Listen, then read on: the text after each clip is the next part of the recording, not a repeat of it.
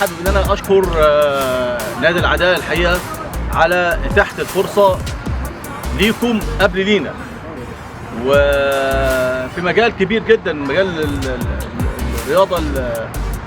يعني انا مش هقول كبار السن، انتم ما شاء الله يا شباب، يمكن سعداء جدا ومحظوظين جدا. انا دكتور صبحي، دكتور خيري، جميع اعضاء قسم التربيه البدنيه الحقيقه محظوظين في ان احنا يعني بنتعاون ونشارك معاكم باسم جامعه الملك فيصل.